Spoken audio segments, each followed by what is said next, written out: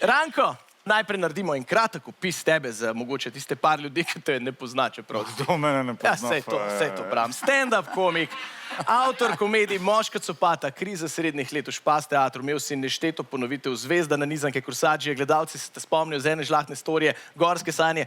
2 otroka imaš in ker so mi tukaj napisali, pa ne vem, če je res, to pa bo zdajle, to me pa zanima.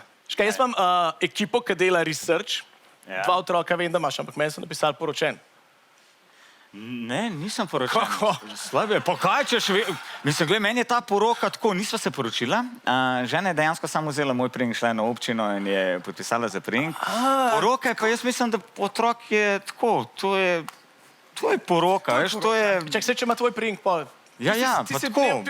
Ti si imel porensko poroko. Joj, sem poročen, pa so... Vse isto, Ker otrok pride, je štejem, da sem se zavezal do konca lajfa, ja. Ja, to se pa sliši. Nisi imel poroke, vsi vemo kaj, ko gre Ranko. Ne, nisem bil. A ja, to hočeš pet. Ok, naprej, naslednje. Naslednje vprašanje. Naslednje vprašanje.